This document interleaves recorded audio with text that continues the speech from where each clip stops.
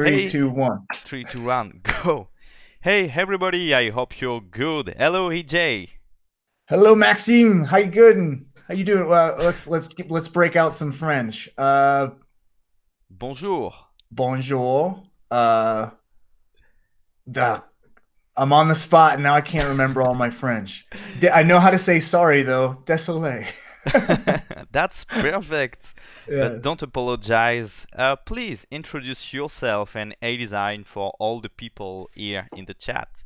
Of course. Well, welcome everyone in the chat. Thank you guys so much for being here, and thank you, motion designers community folks, for having me here. It's really an honor to be part of this live stream, be invited. I'm EJ Hassenfratz from Eyedesyn.com, and I've been doing Eyedesyn for about maybe 7 years now.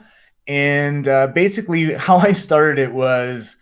Um, because I wanted to get better at public speaking and doing tutorials and stuff like that, because I got invited to an NAB in 2012 with no prior public speaking experience. So I was like, you know what? I need to practice this, and started recording tutorials and forced myself to post them.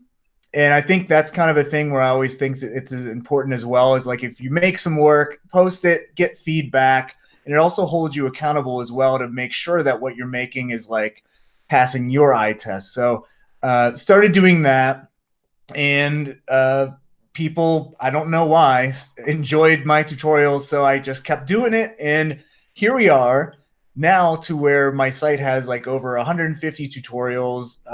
I've been invited to many more NABs since, and had the opportunity and the pleasure to speak all over the world at conferences and meetups, and just kind of share my love of 3D, and help people learn and be better animators and designers. It's really a soft spot for me, because I'm completely self-taught. So I really understand the struggle of a lot of the folks out there that went to school, didn't learn what they wanted to learn, and now are having to try to learn everything all on their own. And I think that's really extremely difficult. And I'm still feeling like I could be way better today if I would have had a better foundational uh, learning experience when I was learning this stuff 10 years ago, you know?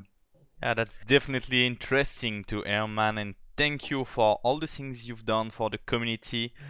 All the people, I quickly introduce you to the Eyedesyn website. You have a really Awesome. nice Yes. tutorial section. And I think you have guests now. You're not the only one. You have David Ariu tutorials, right? I have David Ariev, Octane Jesus. He is amazing. Got French Monkey in the house. What's up, buddy? I'm just gonna be like distracted by all the chat this whole entire time.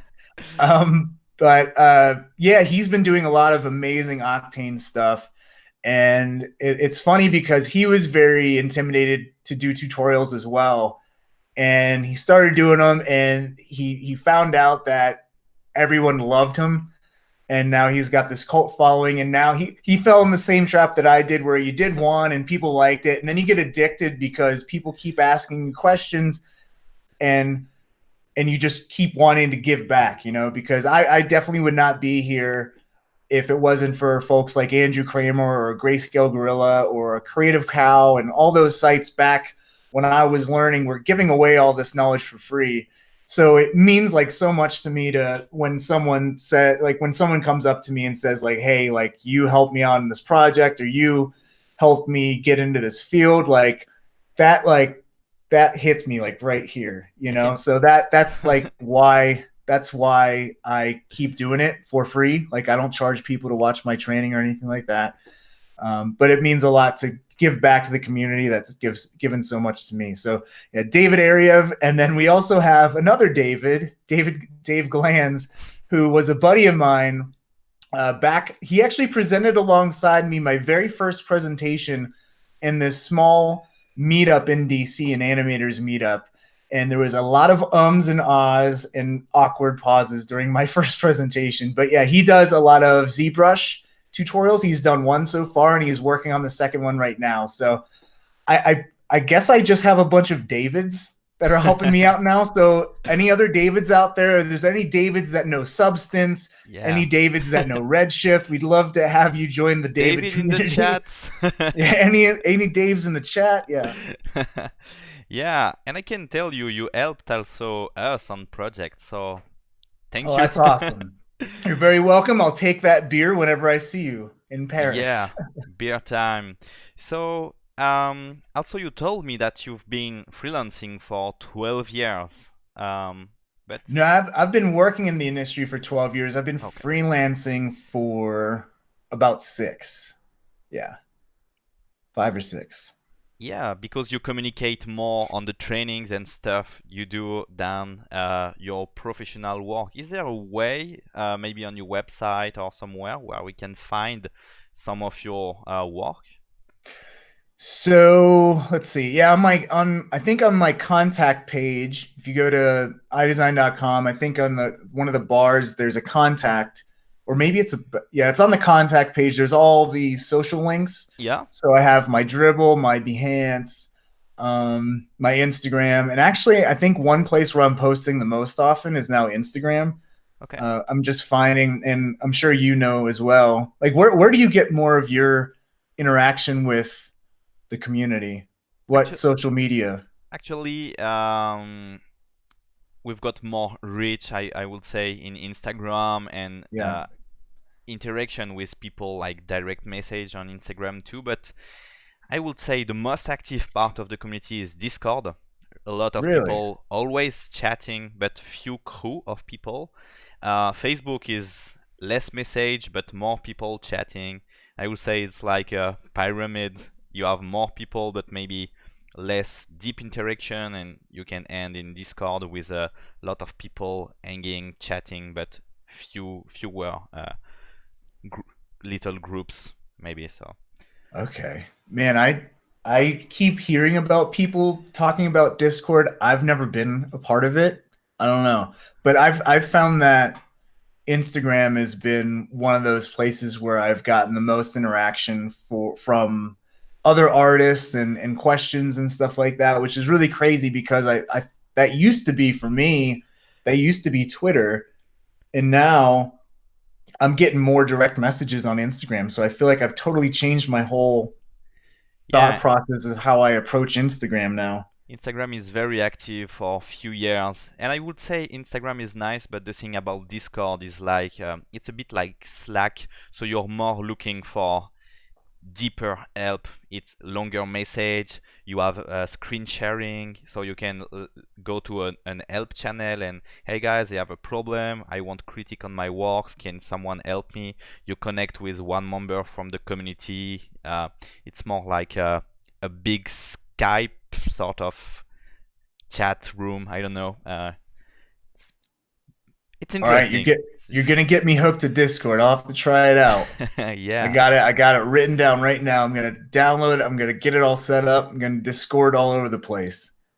Yeah. Hey Travis, we have Travis Davids also Hey Trev, making. thank you guys. Thank you so much for watching my tutorials. It really means a lot that they've been helpful. Really cool. And we got School of Motion in the house. Oh yeah. We got Joey Cornflakes in the houses. Joey Cornman. Yeah. Yeah, that's really nice. Um, I see an award behind you. Can you talk about this award? Oh. Oh yeah. So I have let's see. One's the Emmy. So I Yeah. won an Emmy for a local ad in for a commercial spot in when I used to work at Washington D.C. I used to work at the ABC News channel there, and then the other one was um, North America. Oh, that was like a Pro Max BDA award, and that is like a more promotions kind of deal. So that was an ad I did for a local radio station that was like news and traffic and weather and all that stuff. So I did this whole 30-second campaign for that. And my creative director at the time put in that entered my work into that whole awards show without me knowing, and he just showed up one day like, "Hey, you won," and I'm like, "I didn't know you entered me." Thanks, man.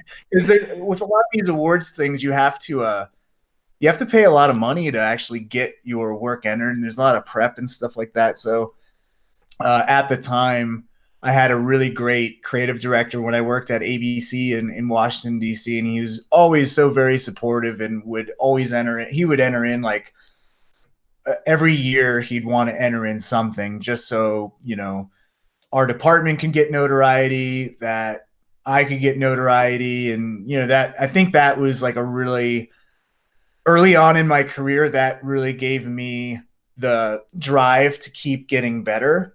That I think was very important to where I am today, because I see so many people can get really beaten down kind of doing the same work over and over and over again, and maybe lose the drive to continue improving their skills and getting better. um, I've been at a few places that the people I worked with were just like, I would show them something new that like, hey, check out like optical flares or whatever, and they'd be like, I don't care, like I don't want to learn a new thing, I don't want to learn 3D. And I'm like, okay. And that just like gives you this whole, like, it totally changes your mood when you're surrounded by people that aren't as passionate and driven in what you're trying to accomplish. So I always encourage if because I think I know a lot of people that are still surrounded by people that are just not into this as much as you are, which is totally fine. But I think when you start getting discouraged from getting better because of the people who are around you, like they give you um, discouraging comments and stuff like that, I think that's when it becomes a problem. But yeah, so long story short, yeah, my creative director helped me enter into the awards, and that really pushed me to get better. And I think that's such an important thing, is to surround yourself with people who encourage you and open up opportunities for you to improve and get rewarded as well. You want to it's always nice to have recognition when you're working on client work. When you're working on client work, there's all these changes and like, could this be better? But then when you send in the project, and my best client email interaction is when you send a project or you send like a wireframe render, and they email back, and the email back has an expletive in it, but it's a good expletive. It's like, holy bleep, this is amazing. That's like, okay, that made my day. You know what I mean? So Yeah. always the positive expletives. You don't want the bad expletives. Those are the worst client emails. What the F is this? Yeah, it could be really like hard to manage all the client stuff and all the feedbacks. Yeah. So, do you have personal tips for people starting? Yeah, I would say if I could talk to myself when I was first starting, it would definitely be to not be chasing all of the shiny, cool things and trying to learn how to do specific things.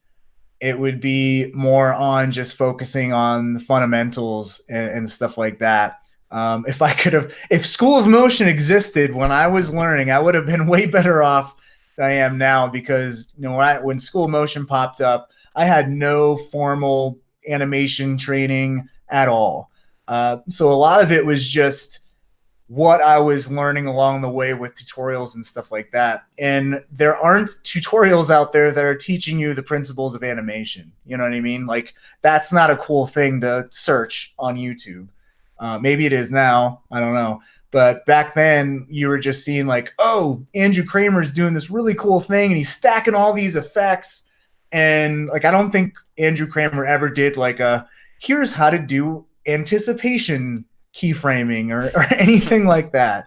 Or like Grayscale Gorilla. It was always like, check out how to do this really cool thing. It's really easy, and it'll help you, maybe sell a pitch or something like that. And it's very important. But I think a lot of the audience that people talk to were always assume that you have an understanding of design and color theory and animation, and I didn't. So, and I think a lot of people are in that same boat these days too, where they go through college, they don't know what the heck they want to do. I didn't know what the heck I wanted to do. I knew I liked to draw, but I was drawing like really crappy anime drawings of like Dragon Ball Z, and I'm like, what the hell is it? How am I gonna get this into a career? Like, I'm not gonna be a cartoonist. I'm not that good.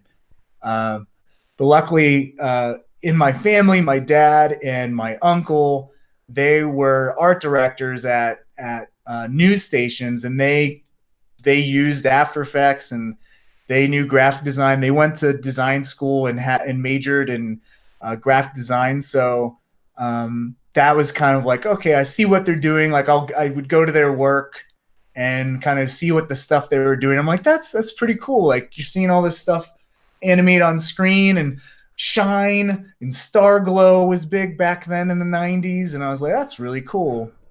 So that's what I kind of got into. But again, I was chasing, like, I was just worried about where should I put my lens flares and not like, how the hell do I animate anything correctly? So I would say to anyone, and even a lot of people that watch my tutorials, I see people that don't know the most basic aspects of how to do the simplest thing in, say, Cinema 4D, but then they're asking me like, oh, how did you rig up this character's IK chain? And I'm like, no. Like, you're focusing on like that IK stuff is up here and you're down here, and there's so much that is more important to learn that's going to make much more sense when you do get to that point that you should really be focusing on now. But it's the same trap I fall into all the time, is where you see something cool, like that looks awesome, I want to learn how to do that one thing, and you're just like jumping out of the plane without the proper parachute equipment, and eventually you're just gonna splat. Like you need to, everything needs to have good context, and if you're just learning all this stuff that's totally above, like you're not comprehending it all because your lack of fundamentals and lack of fundamental understanding of the software, it's going to go in one ear and out the other, and you're really not gonna improve on your skill set that way. Yeah, I trust you, and I feel the same way that when I started, it was really chaotic, grabbing stuff here and there. And now I see many people that do the job I've done in 3 or 4 years in 6 months because they Oh have yeah. really great courses, really great basis, and they can focus on a really nice curve. Yeah, definitely. What was I gonna say? What was I gonna say? Yeah, it's just so much harder to. There's so much noise out there in trying to figure out what you should learn. Like, don't. I think where we fall in the trap of now is as a beginner, you're, at least this is what happened to me. I was dictated to like what I should want to be doing. So if I saw a cool tutorial, or if I saw a bunch of people doing a specific style, I was like, oh, that's what I should be doing. I never asked myself, is, well, do I actually enjoy this? Do I actually enjoy doing that thing? Do I enjoy particle sims? Do I enjoy real, like really hyper real rendering? Like, I had to take a step back. And I think this is another piece of advice I'd give to people that are new to the industry, is to kind of take a step back and realize what kind of work you like, not what's popular, not what you want to work on that you think is going to get you all those likes on Instagram, or what I like to call hashtag dope ass likes. We're going to get that trending someday. But what is it, the thing, what are the things you enjoy? And I think when I did that and I realized that for myself, like, what do I enjoy? I actually found I like doing character animation. I really love animating and giving life to even inanimate objects. And I feel like I just discovered that maybe 4 years ago, because for so long, my job was working at ABC, working at news stations, working for sports stations, where my main job was just animating logos, animating 3D type. So it didn't matter what I was into. If I was into character animation back then, who cares? Because I got to animate a logo now. So I think, especially when you're freelance, and especially when I went freelance for the first time, that was something where I'm like, okay, I did all these things, I did sports. What do I do now? Like, now I can actually think about what's the work that I enjoy doing, because now I can dictate how my own career goes. I'm not dictated to, like, here's what you got to do today: animate this logo or animate this 3D type. But like, what skills do I want to develop? How do I want to market myself, because I'm a freelancer now? And then have that dictate what are those tutorials that I'm looking at. And I feel like that really helps narrow down what you're learning, and you're just not falling into the trap of, I'm on YouTube, you have, like, it's just a fire hose just spraying right at your face of so many things you can be learning. And there's so many great tutorial artists out there now sharing so much awesome knowledge. um, I think just taking a step back, realizing what do you enjoy doing, what are the styles you like, and then focus on those skills, because then you're not just chasing everything and really not progressing or getting anywhere. Yeah, you're totally right. And also one other question: do you have advice for professional that are watching? Advice for professionals: don't do what I do. uh, well, I would say, like, what kind of advice? What do they want to do? So I think that's a big question. I'd say, as far as a professional goes, especially if you're freelance, get good at marketing and marketing your own work, building your portfolio. We live in a time where, for anyone to find you, you would have to send them your portfolio. Now people can actually go out and find your portfolio as well. So it's now hyper competitive too, that if you're not constantly posting work, not constantly creating, you're kind of going to get lost in the shuffle. So really invest some time, even if it's not like posting all the time. It's posting your process as well. So maybe it's not a finished product.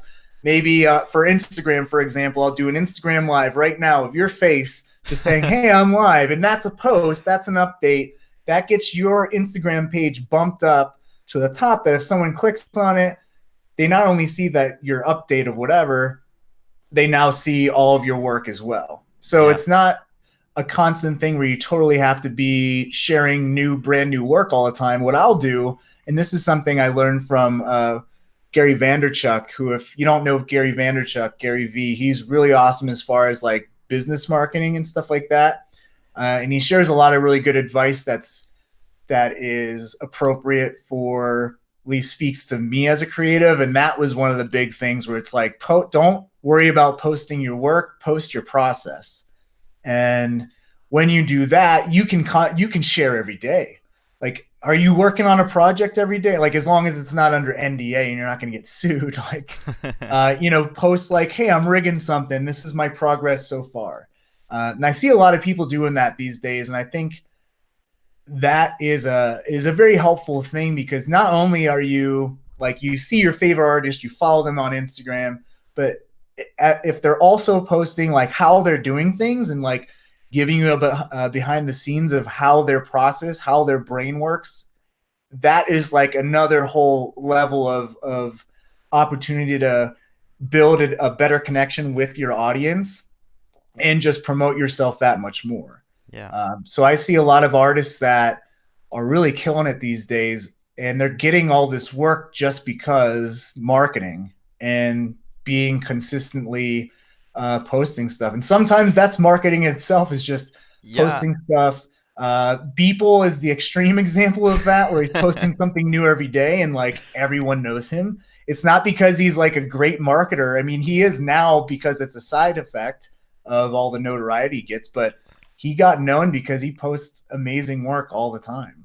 Yeah, and also I want just to say, just people focus on marketing and just marketing. It was a part of our MHS Prod conference at Video Copilot Live, and I gave example to people with no social media. And for example, if you don't have social media or big social media, my brother is also a graphic designer, and he created his own webzine, and it was an opportunity to meet people and interview, and he interviewed like artists, and it was for him an opportunity to build a network.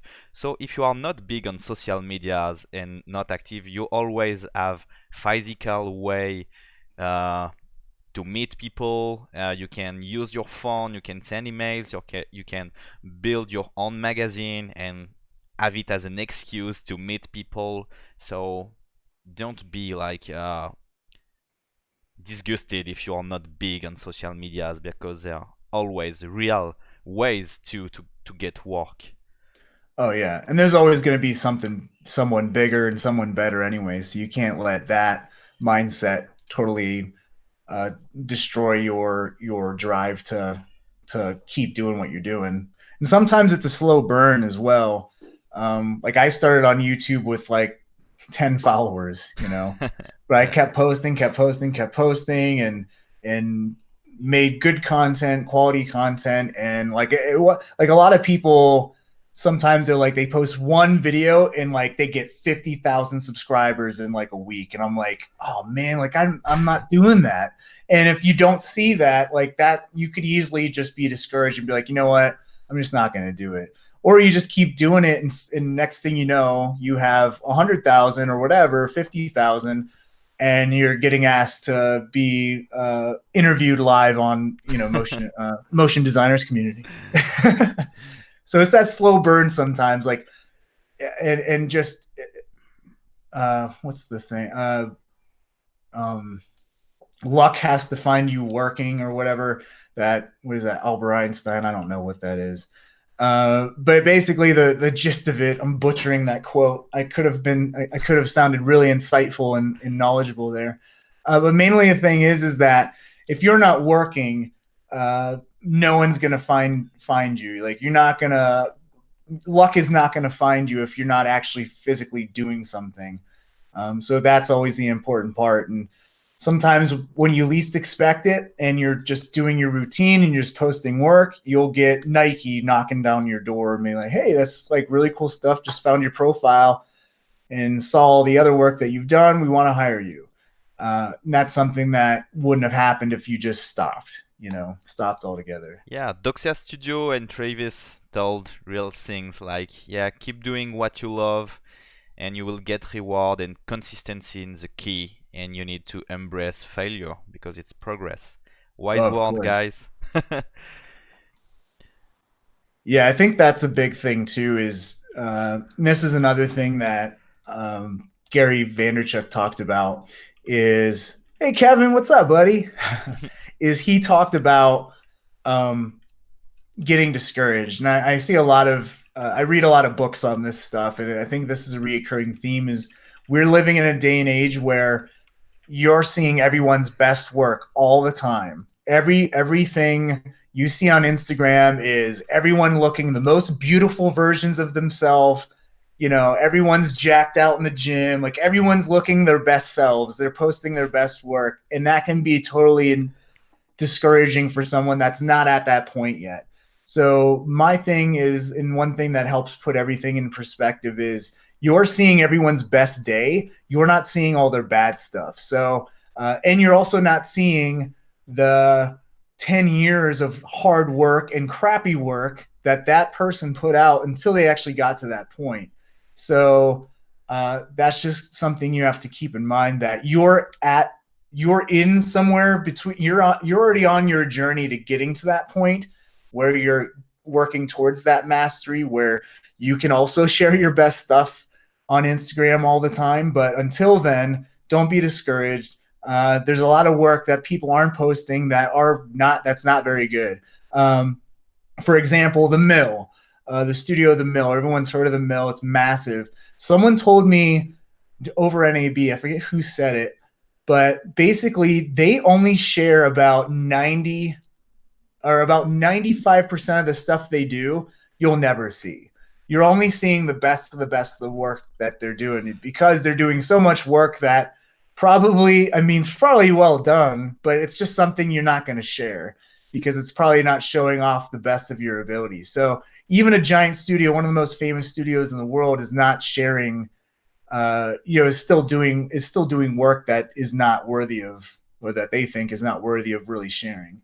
So always keep that in mind. It's important to have perspective, and especially in this day and age where it could be so like there's times where I look at Instagram and I'm super inspired, and then there's way many other days where I just look at Instagram and I'm like, holy crap. Like I'm like these people are so good, and like I'm never gonna make it. I'm never gonna get to that point. So it's also a mindset thing of just being like, you know what? I'm not there yet. I'm not there yet. I will be someday, and I'm just gonna keep working. And I think that was a big important thing for me, just not getting discouraged and just keep plowing ahead and keep working. Because I've early in my career, especially when I went freelance, I'm like, I just will never stack up at all. Like I'm just never gonna get anywhere. Like, and especially that insecurity stems from not going to an actual art school and not learning animation in school. Like I taught or I spoke to some kids at Ringling, amazingly talented people that are making work way better than me, and they're not even out of school yet. So, want to talk about getting discouraged. So, um, but yeah, I think it's important to be in the right mindset, to be inspired and not discouraged. And again, my big thing is always reminding myself I'm not there yet. I'm working towards it. I'll get there eventually. Yeah, so maybe we have some Cinema 4D tips and tricks that you can show to people. I guess Oh some. boy. Oh boy. Okay. Let Yeah, me get set up here. Should I do the old screen share? yeah. All right. So I got a few tricks up my sleeve. And I apologize if these are some tricks people have seen before. But they're tips that are fresh from here we go. Share screen. Tips fresh from my NAB presentation, or not my NAB presentation, but the quick tip segment of my NAB presentation. You can see my screen here, everybody. Yeah, Cool. we can see. So, all right. So if I got multiple projects here, let's do new, let's do a circle, or let's do a capsule, and let's do a tube. So we got all these projects, and typically in the past, I would go to the window and go scroll down, stuff like that. Hit the V key, and this brings up so much awesome commands here. So I got all my different projects. I can easily toggle. I can turn on snapping. I can select different selection object or selection modes. I can go into my different tools and modes here, polygons, all that stuff. I can switch my view, and I can also throw up a plugin. So that is the V key, and I can just easily switch between stuff super easy, and I'm not going all the way up here and doing this or going to my different modes and going up here. I can just easily hit the V key and just go into my different selection modes and projects and all that good stuff. Are you not entertained? So that's one. Let's see. So another one that, as far as animators go, so let's just say I have this really amazing animation I'm doing here. Let's set some keyframes here.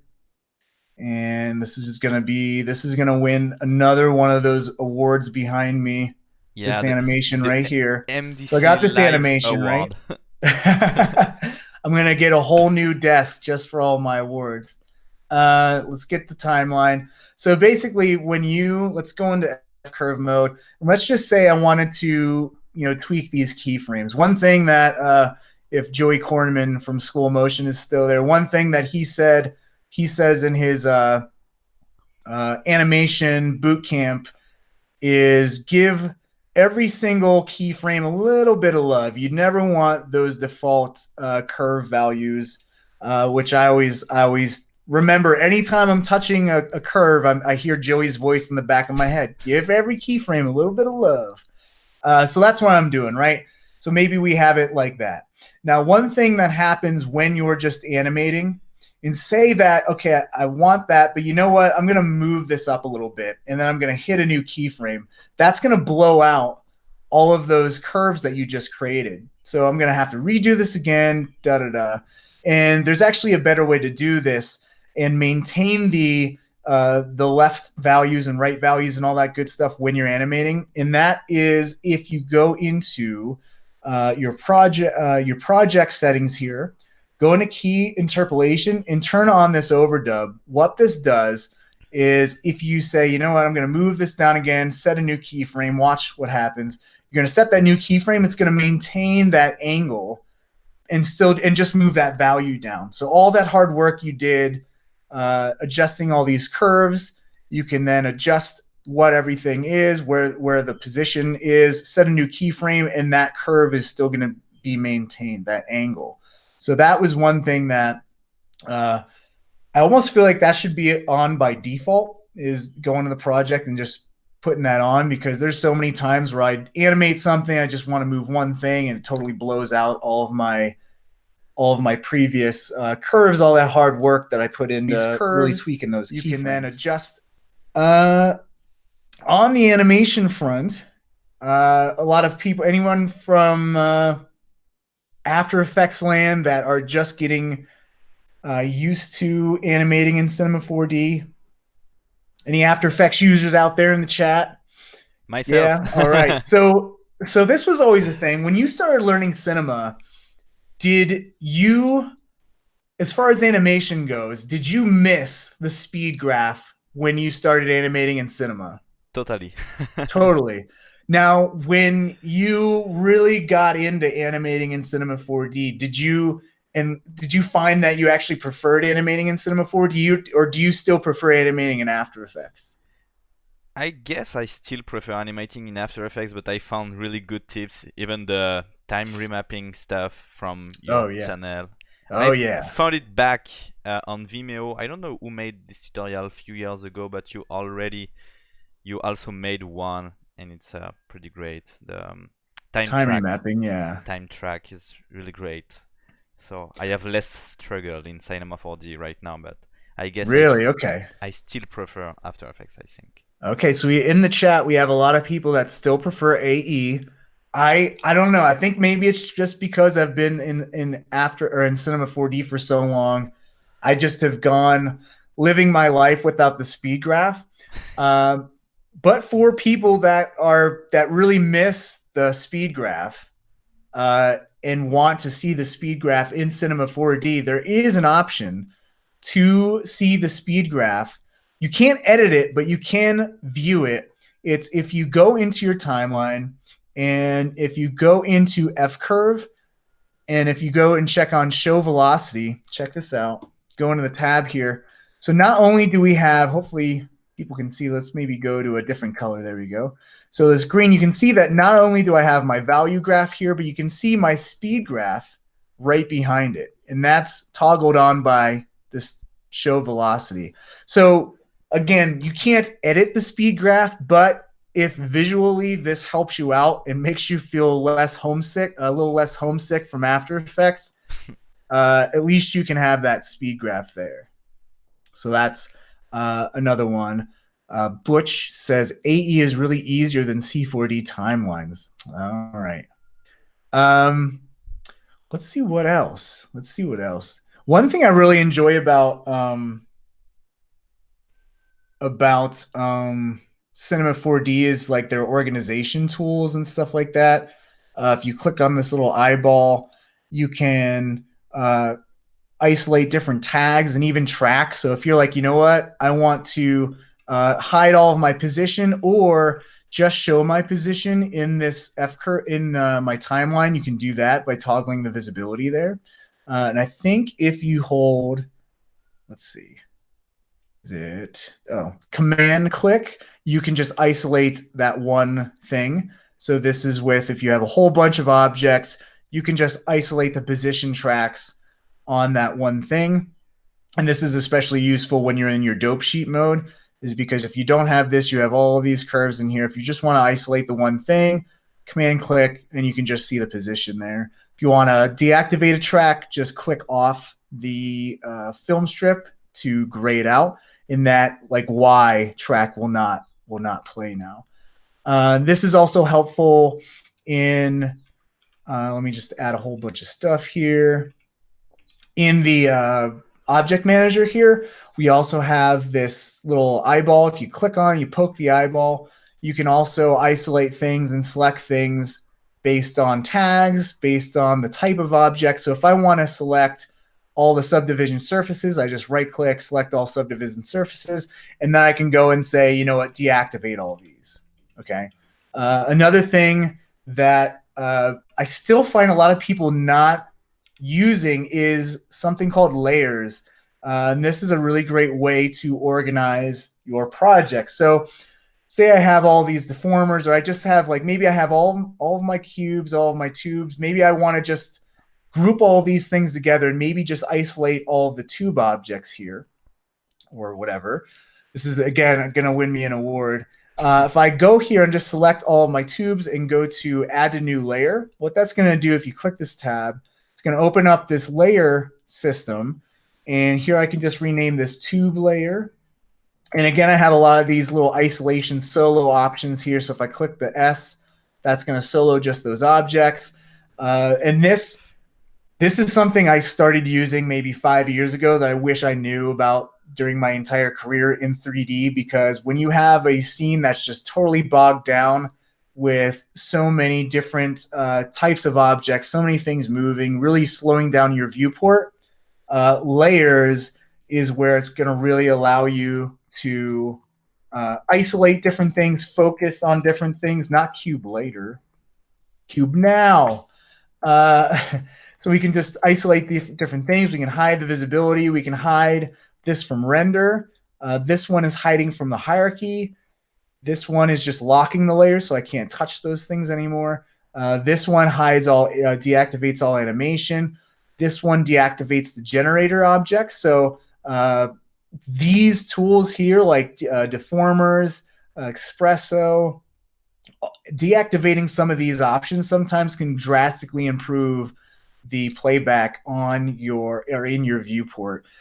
Layers are awesome. I still am shocked to find that there's still people that know about it. So this is a PSA for those that don't know about layers. Look into them. Let's see. Here's a really easy one. This is one I use a lot.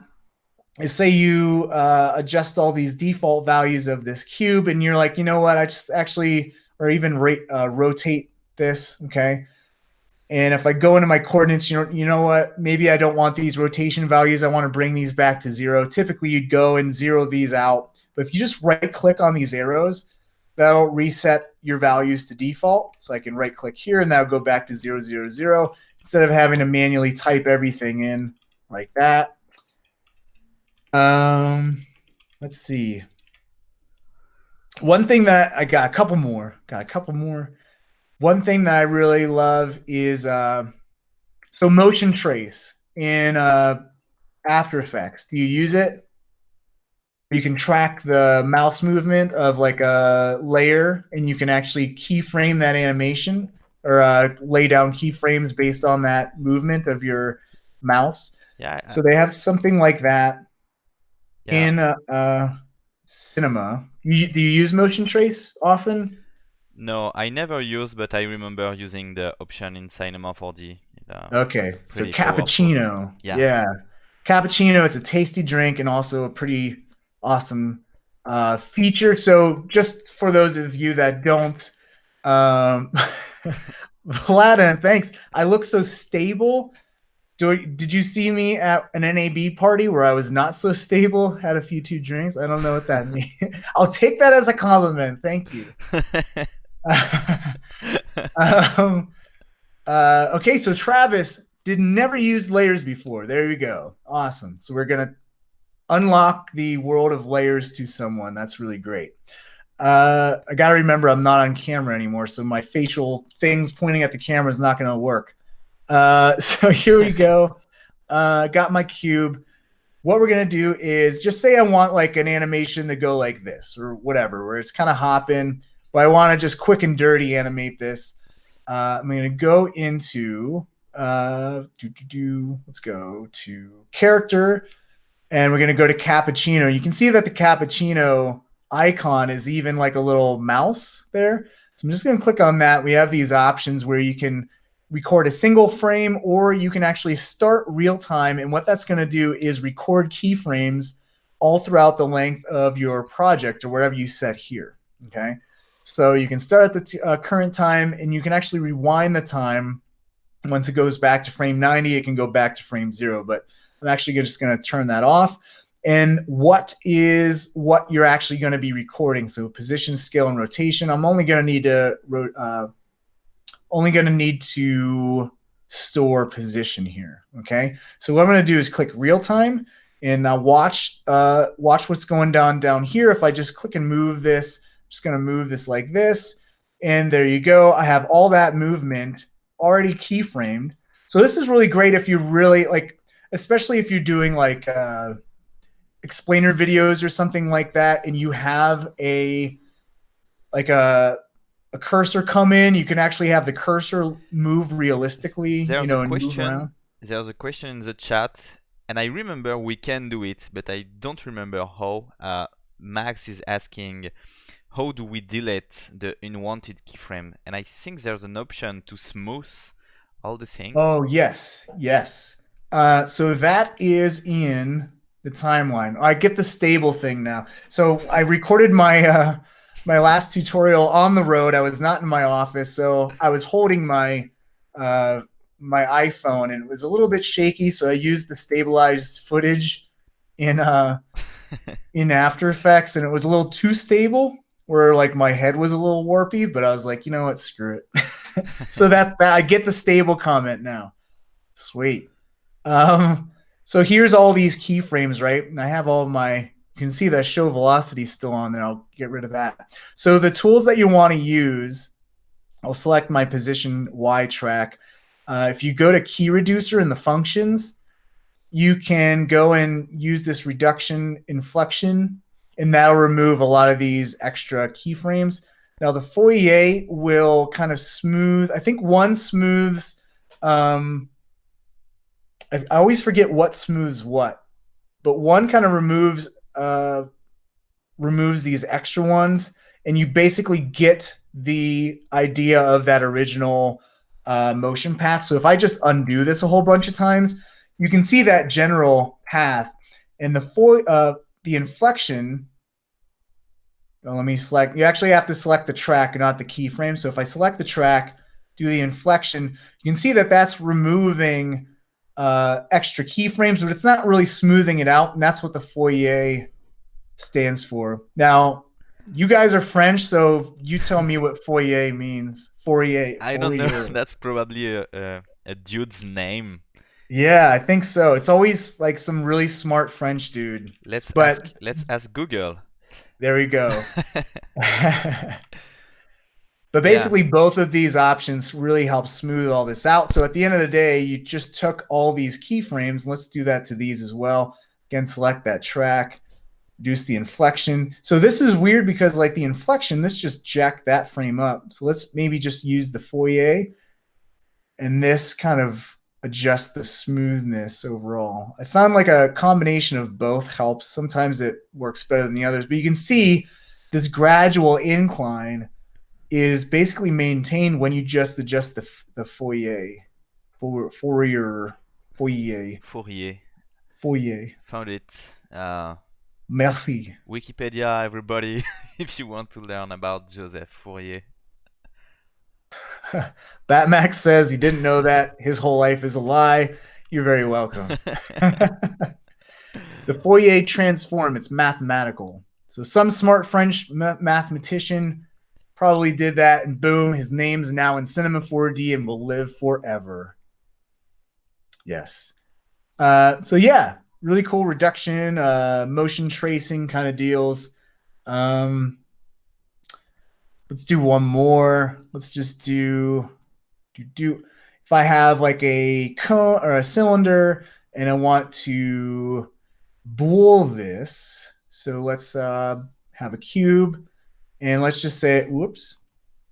let's just say I want to place both of these in a bool. So let's grab a bool and let's see. So I got this hole in here, right? But what if I want to like bevel that, but I want to keep everything live? So one thing you would do for that is you just group this bool, because what you want to do is then add a bevel deformer in there like this. And you're going to see that this just kind of bevels everything. And this will be more apparent if I go in here and really bevel this out.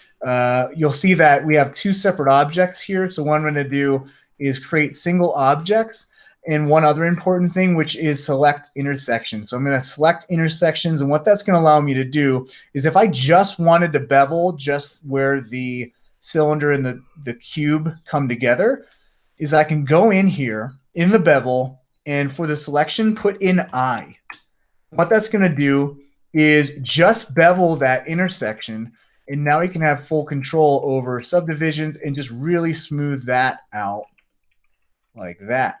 So really easy way to have like a booled hole and then round out those edges.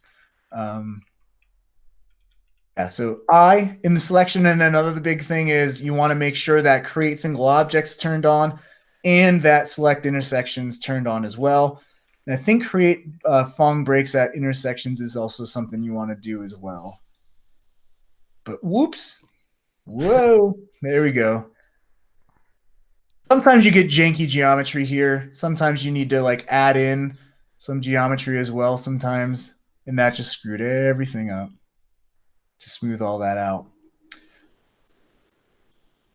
But yeah, there you go. That has it. That does it. That's my quick tips. That's all I got. That's all I got for now, at least. Does anyone have any specific questions while I'm in Cinema 4D here? I guess. I think you can close Cinema 4D and we can go Okay. back for Cool. a few questions. Boom. So, few little questions. First one, what are you drinking? This is uh, a weird kind of beer. No, this is iced coffee. It's cold brew. So I brew my own coffee at home.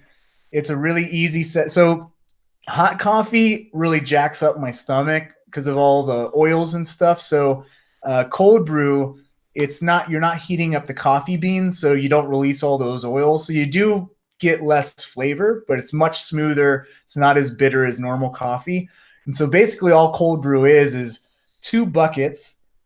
Top bucket has a hole in it, tiny hole, and it slowly drips water from that top bucket to the bottom bucket that has the grinds. And then I let that all sit for 24 hours and then drain the bucket below, mix it with some almond milk. Boom, got a lovely drink, and it's No. it's really good. Now I have the hype. I want to drink this. I mean, in France, cold brew is probably not a big thing, is it? Never, It's always I the hot never, espresso, right? never seen one coffee, cold coffee. Uncaf, how do you say cream? Crema?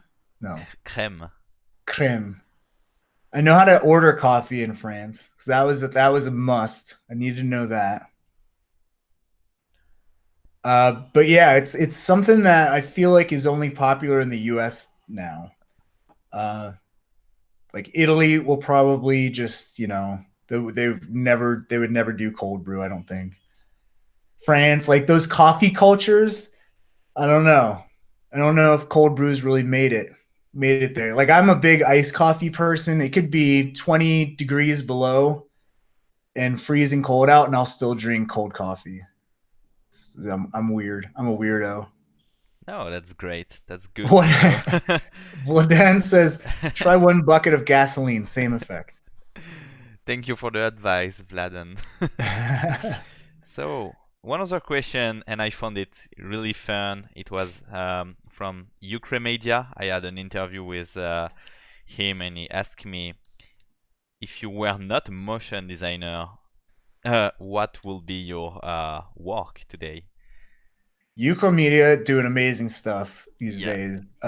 Lay, hey Lay, man. He's says cold brew is big in London. Awesome. Yeah, cold brew's the thing, man. If you ever find it, or if not, you know what? If next time I'm in Paris, I'll make you some. All right.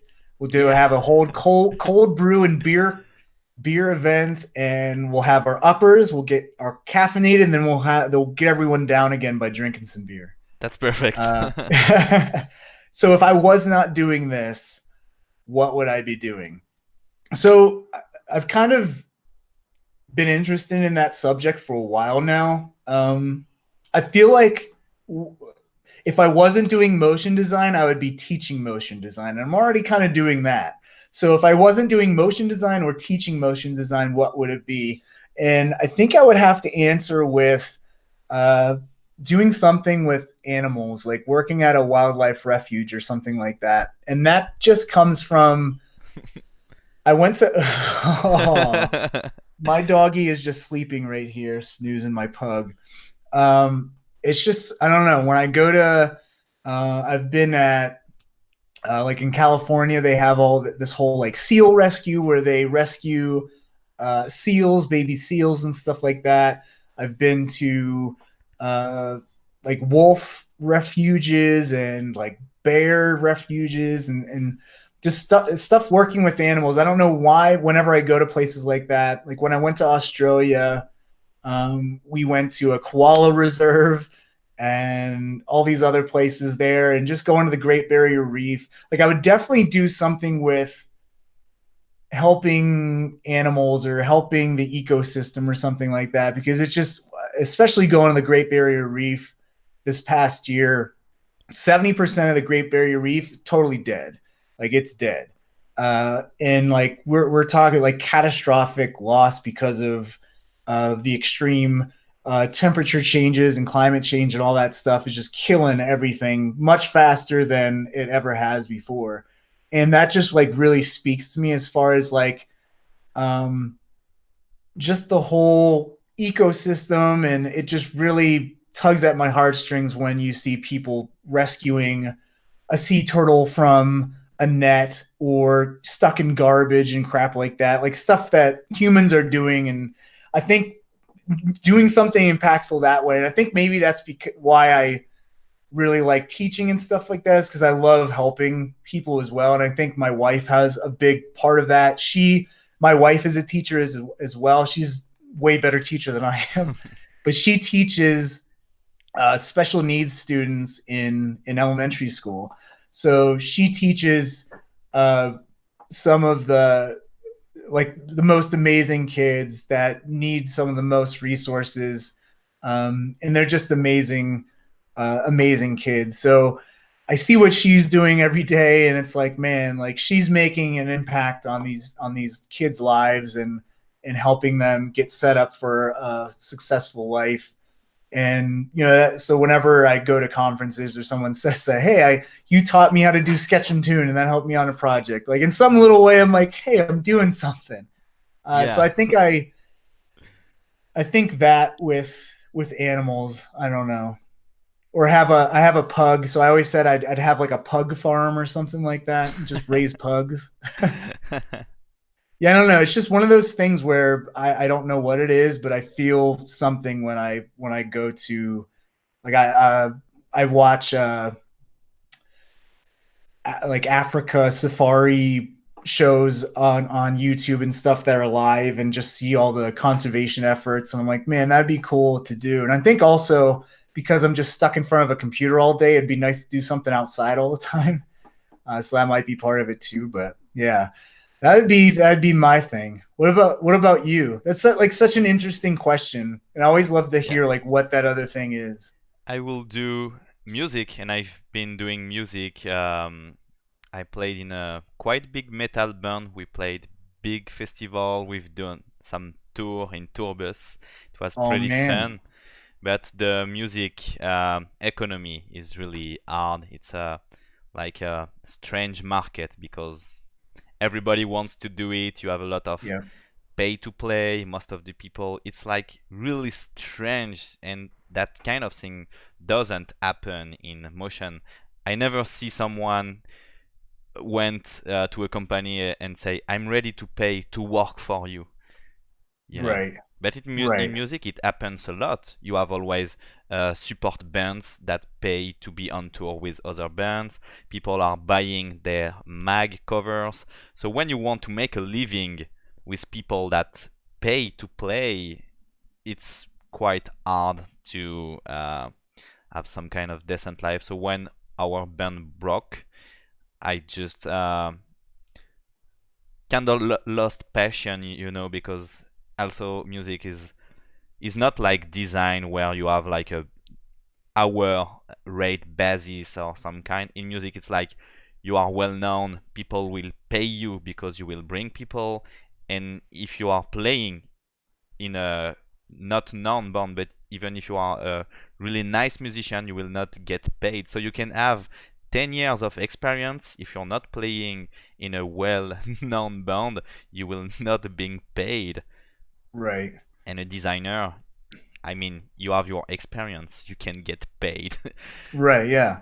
Well, it's kind of like if you're a talented artist, but you don't have a good portfolio page or Instagram page, no one can find you then too. But yeah, my brother is a drummer and he lives in Nashville, and like talk about small fish in a big pond. Like he's slept in the back of vans and stuff doing tours, so it just sounds pretty awful. And it's definitely something you do as a passion project, because you're not getting paid for it. Even my wife, like she doesn't get paid nearly enough what she should be for what she does. Yeah. Um, Uh, it's just funny. I feel like all the passion jobs, like even what we do at some point is like we love what we do. And any job that you love what you do, you either have to be like the best and the most popular to get paid, but everyone else can get taken advantage of because they love what they do so much. You hear the term like, I do this for free. Like I have so much fun. And sometimes people do that for free, and that's not good. yeah. There's some people in the chat telling that what happened in music industry will sadly happen to motion design, and it's already happening. And I will say, I don't think so. Some bad things will maybe happen because you will have a big market, but in music you can like being paid like let's say 300, and your band broke. You keep the same level. You can be an expert. You play in another band. You can being paid like 10 times less. In motion design, it will be harder to get well paid, but I guess when you will be fired from a company, you will kind of keep that hour rate and basis. In music, you lost your band, you lost a lot of value around yourself. And in motion design, if you are senior motion design, I don't think people will divide by 10 your money just because you're not working anymore for a big gig. So I don't think motion design will be that bad. I mean, you can't stop sites like Fiverr and stuff like that. So Tesla Rock says computers, graphics, are all getting cheaper, so more people have the opportunity to do it. But I mean, anyone can play, like anyone can buy a cheap guitar or something, and or anyone can sing. That costs nothing, but that doesn't mean that everyone's good, Yeah. So when I hear comments like that, is like everything's getting cheaper, everything's getting more accessible. Yes, that's bad for some people. I think it's bad for everyone if you're one of those people that devalues their own skill. So for places like Fiverr, that's creating this whole precedent where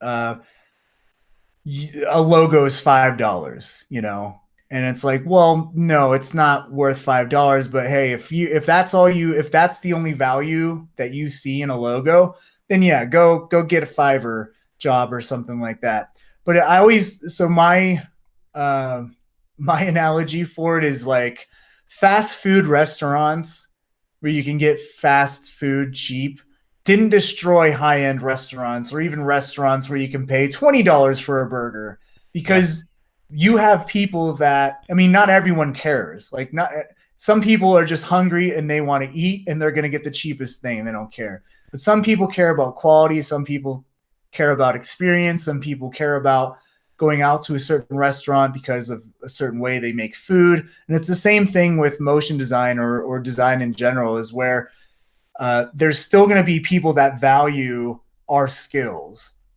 And there's going to be a lot of companies out there that won't value the skills, and they'll go to Fiverr and whatever. You're not there. Those are the people that you don't want to work for anyways, because they don't respect the craft. They don't respect what you bring to the table.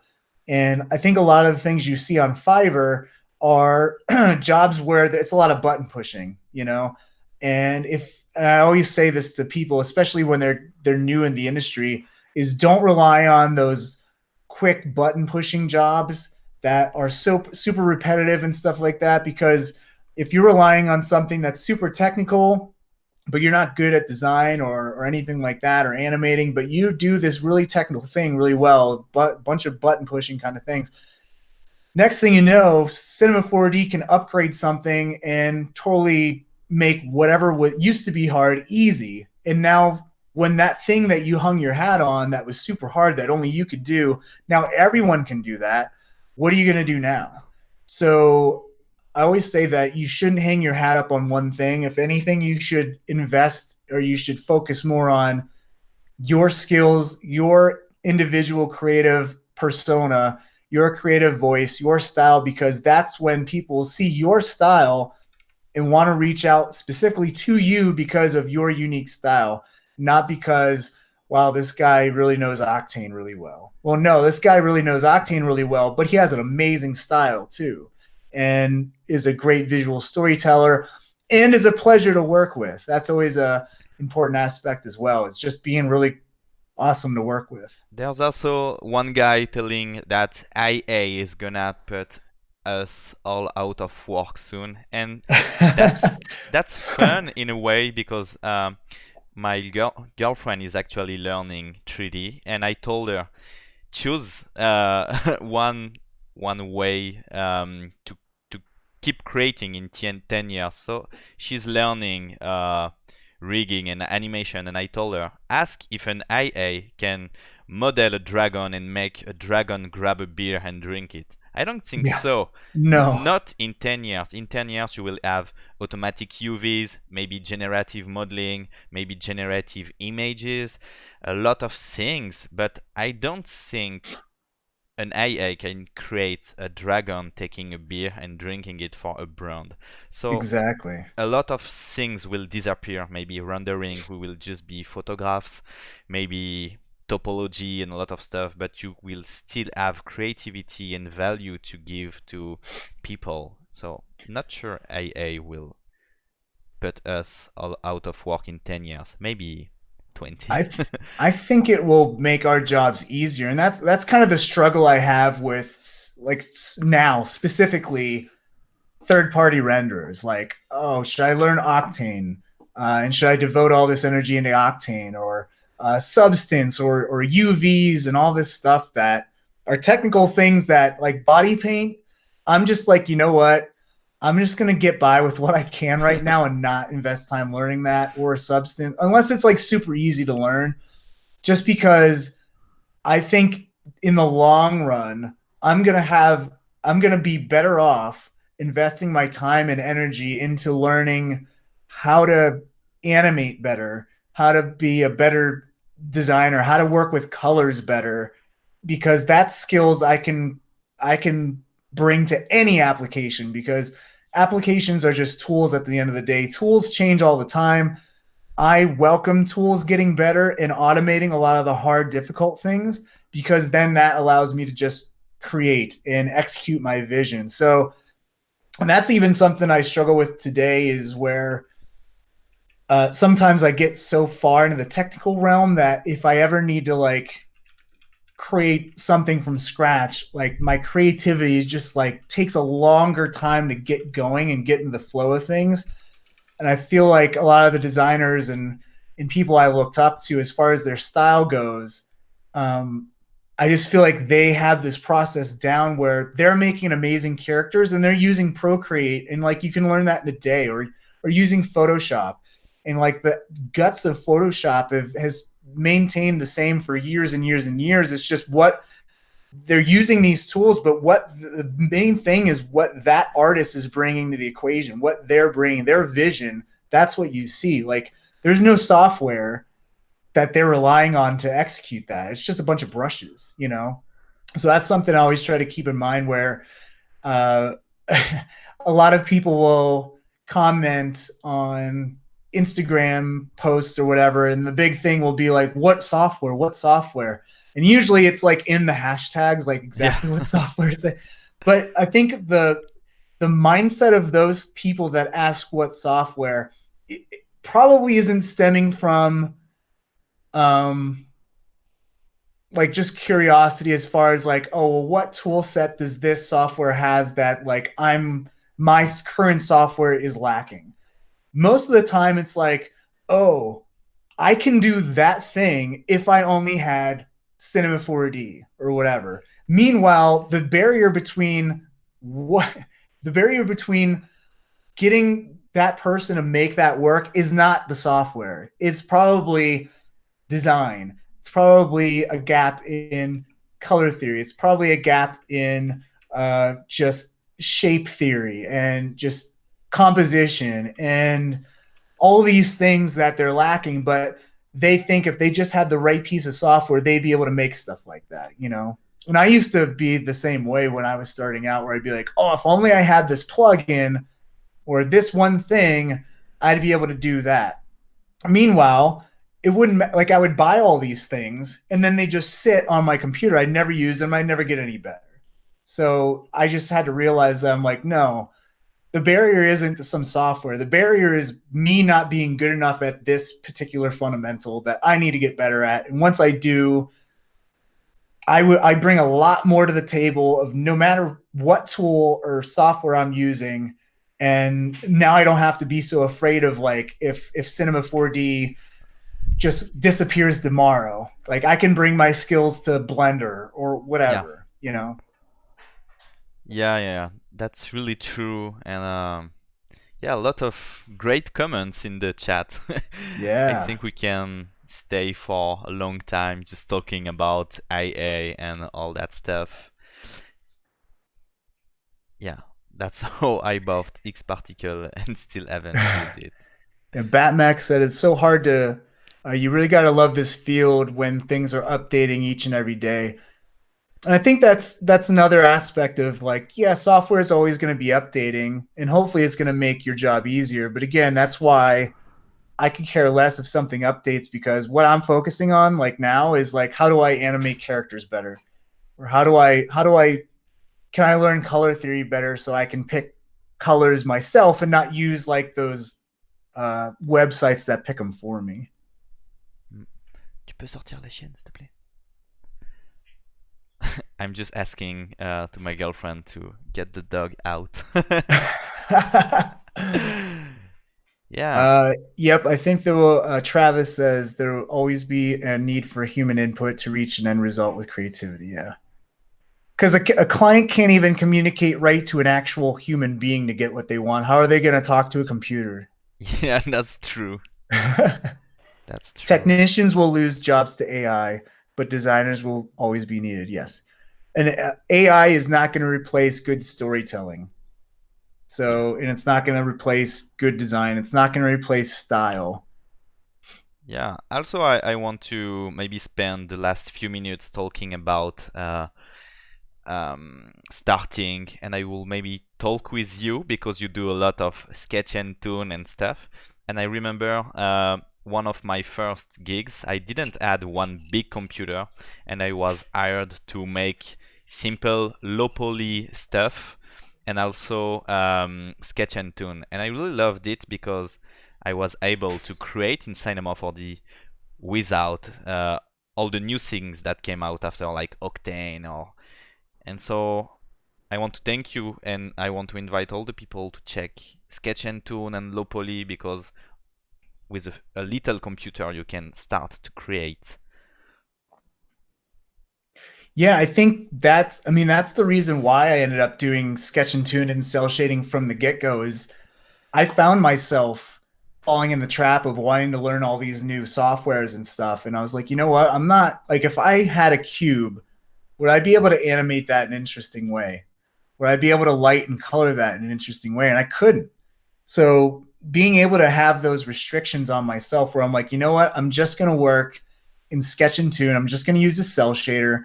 So lighting is less of a thing. So I wasn't very good at lighting either. Lighting is less of a thing. And I could just focus on creating a shape, animating it in a interesting way, giving it character, and not worrying about all the technical things of like, oh, well, if I want to make this an octane, I have to do this, this, and this, and worry about all these sample settings and da da da da da. It really helped me focus on the skills that I wanted to learn. And I think this is something that I'm not sure if a lot of people know about Beeple, but when Beeple started his whole everyday thing, it was initially to get better at drawing, and then he eventually went on to different things. Like he had a sketch and tune phase as well. It's like how like Picasso or yeah, Picasso had his blue period. Beeple had his sketch and tune period, where he did everything in sketch and tune. I think he every year it was a purposeful thing where he was focusing on a certain skill. So maybe one year it was composition, and then another year it was on lighting.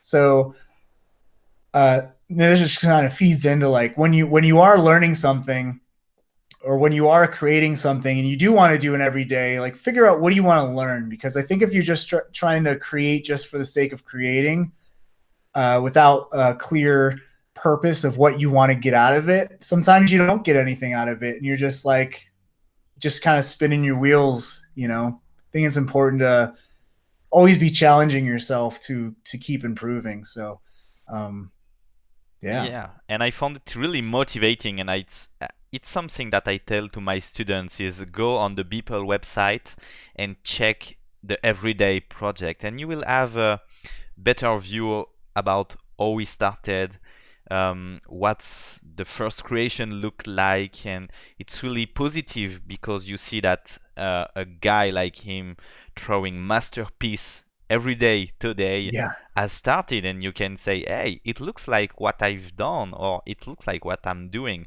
so you can be Yeah. really confident.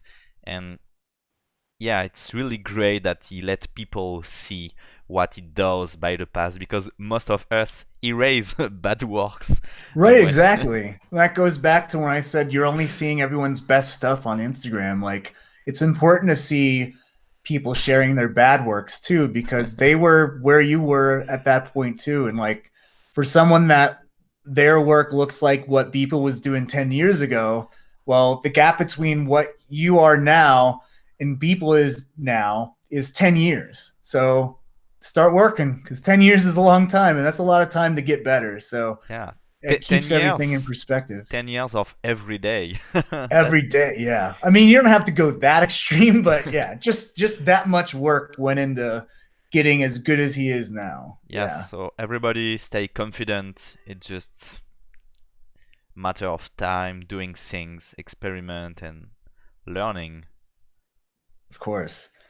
So someone was just saying about the AI thing. Look what Tesla is doing with autonomous driving. But so I watch like X Games and stuff. I don't know. You guys get X Games, right? Where you do like extreme motorsports and stuff, where like snowmobiling, they'll do flips and all this stuff. So it's kind of like saying, "Hey AI, do the coolest, unique trick in a car." It's not going to do like that. Would be interesting to see what that would be. So AI can only get you so far. I feel like the creativity is going to be really when AI has creativity better than humans. I think we're all going to be destroyed by robots, so we won't even have to worry about it. Yeah. So I think that's all. Thank you everybody for being really active and really kind in the chat. It was a really, really nice moment. Thank you, EJ, for being there and sharing knowledge and good advice with people. So can Merci, merci beaucoup. oh, you know more I than know most that of much. Uh, I don't know how to say you're welcome. How do you say you're welcome?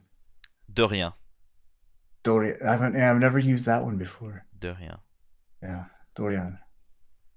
So um And I love the okay, that's the French part. I love the difference between French and English language. Like you're welcome is like you're welcome, and de rien means it's nothing. So It's it's nothing. it's pretentious, but It's that's nothing. yeah, it's nothing. Really, it's nothing. But we Well, don't. thank you so much. This was like really, really fun. And again, hopefully I'll get to see you and other Parisian folks maybe this fall. Yeah, maybe you have one latest word or announcement for the end. Yeah, I mean, just keep up with me on my Eyedesyn page. I'm going to be posting a lot of tutorials there in the coming weeks. Uh, I'm also on schoolofmotion.com. I have my C40 Basecamp class there. So if there's anyone watching right now that really wants to learn Cinema 4D and really doesn't know much about it, we made a whole 10-week course on getting you up and running in Cinema 4D. There's a few of the alumni in the chat, which is really cool to see. Um, but yeah, hopefully there will be an event coming to, and I don't know how much I can say about it, but there should be an event coming to Europe this fall, and hopefully I'll be a part of it. So hopefully we can actually clank some beers and drink some cold brews, both cold brew beer and cold brew coffee Yeah. in the fall. So look out for that. I will also be at After Effects World in late July in Seattle. So if there's anyone in Seattle area or the U.S., I'm going to be teaching 4 Cinema 4D classes there. So be great to see some people in the chat and people watching this there. And yeah, that's it. But yeah, thank you so much, and thanks for everyone in the chat. This is really awesome. Yeah, there's some more. Yeah, Basecamp is the best. Thank you, Kenza. Thank you so much. Yeah. But yeah, I'm always want to keep my door open for anyone who has questions about Cinema 4D, or if they're just learning, like if they have any questions on how to start. Uh, Use the contact form on my website, or just email me ej@eyedesyn.com. Always love answering questions, always love helping people out, so don't feel free to shoot emails my way. And the motion designers community is doing a lot of amazing stuff as well. So if this is like, if I've brought anyone that's new or unfamiliar with motion design community, that they're amazing. They have a lot of amazing stuff. So be sure to subscribe and follow them. Really thankful for all you guys do in the community. It's one of the reasons why I love my job so much, is folks like yourself and people in the chat. It's such a giving, open community, and I'm really honored and proud to be a part of it. Definitely. Thank you guys, and see you next time.